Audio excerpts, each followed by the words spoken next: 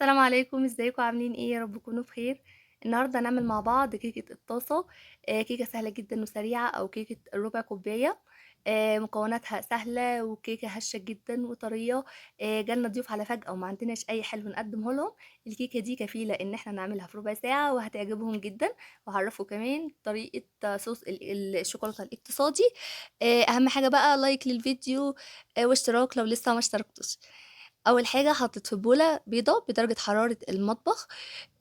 بيضه كده كبيره. لو البيض صغير نضيف بيضتين صغيرين. كمان ضفت نص معلقه صغيره من الفانيليا، وضفت ربع كوبايه من السكر. هقلبهم بقى كويس قوي لحد ما الخليط يكون فاتح، وكمان السكر الحبيبات بتاعته تكون اختفت تماما. هضيف كمان ربع كوباية من الزيت. طبعا كل حاجة هنا هنضيف ربع كوباية. الزيت ما يبقاش غامق يا جماعة، وكمان مش يبقى ليه ريحة خالص، لازم الزيت يكون فاتح وملوش اي ريحة علشان الكيكة بتاعتنا تطلع حلوة وريحتها حلوة كمان، ما تبقاش ليها ريحة وحشة قوي ونبقى مش حابينها واحنا بناكلها. هنضيف كمان ربع كوباية من الكاكاو. والكاكاو لازم ننخله كويس قوي علشان بيكون فيه حبيبات، فلازم ان احنا نفتتها. نقلب بقى بالراحة عشان الكاكاو بيبتدي ان هو يتطير كده زي ما انتم شايفين. نقلب لحد ما كل الخليط يتجانس مع بعض، وبعدين هنضيف ربع كوباية من الحليب. طبعا الحليب مش نخرجه من التلاجة ونحطه على طول في الكيكة. لا، احنا يعني يبقى بدرجة حرارة المطبخ برضو، او لو هو في التلاجة نبتدي ان احنا ندفيه شوية صغيرة على النار ونضيفه على الخليط بتاع الكيك. بعدين هاكون مجهزة نص كوباية من الدقيق. هنخلها وضفت عليها معلقة صغيرة من البيكنج باودر وذرة ملح. ونخلت بقى المكونات كلها على الخليط الكيكة. وبعدين هقلب بقى لحد ما كل المكونات دي تتجانس مع بعض وتختلط كده مع بعضها. حسيتي ان الخليط تقيل شوية، انا ضفت معلقة كبيرة من الحليب زيادة يعني. لو مش حاسة إن الخليط محتاج سوائل تاني، استغني عنها. خلطت بقى المكونات دي كويس قوي لحد ما خلاص اتأكدت ان كده اختلطت مع بعض. هبتدي ان اجيب طاسة وهدهنها كويس قوي بالسمنة او الزبدة او ممكن مسحة زيت. وهبتدي انزل عليها خليط الكيك. طبعا زي ما انتم شايفين خليط حلو جدا وكيكه سهله قوي وسريعه هتعجبكم. هنحطها على نار هاديه جدا، اهدى نار عندنا على البوتاجاز. هنضيفها، يعني هنغطيها بقى بغطا. وهنحطها على النار دي ونسيبها ربع ساعه. ما نفتحش طبعا الغطا خالص. هنعمل مع بعض صوص الشوكولاتة الاقتصادي. هنجيب بولة وهنضيف فيها نص كوباية من السكر ونص كوباية من الحليب ومعلقتين كبار من الكاكاو.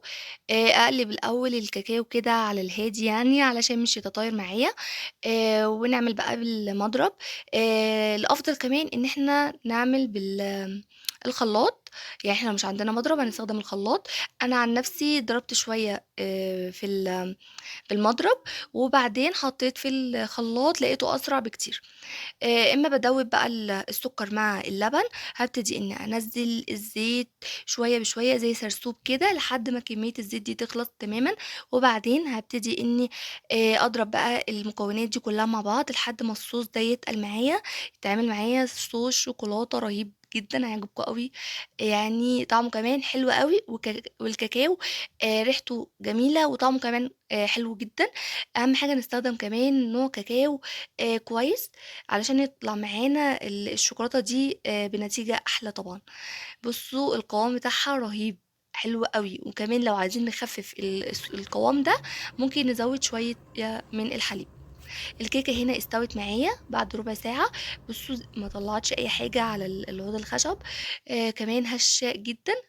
سِبتها تبرد حوالي 5 دقايق، وبعدين هابتدي أوزّع عليها الصوص ده. وبعدين هاسيبها برضه 5 دقايق، وبعدين هابتدي إني أقطّعها وأورّيكم قد إيه يعني القوام بتاعها متماسك هشة وطرية. كمان ليها ارتفاع، يعني هي معمولة في الطاسة بس فيها ارتفاع حلوة جدًا هتعجبكم. كمان لو مش عندنا فرن، ممكن يعني نسوّي الكيكة بتاعتنا في على البوتاجاز وهتطلع أحلى كمان من الفرن، وكمان هتستوي أسرع. هاطلّع بُصّوا معاكم قطعة كده وهاوريكم يعني إن هي ما لزقتش أصلًا وقوامها روعة. لو جرّبتوها هتعجبكم جدًا. أهم حاجة تقولوا رأيكم في الكومنتات لو جرّبتوا الوصفة دي، وتقولوا لي لو محتاجين أي وصفة تانية أقدّمها لكم إن شاء الله في القناة.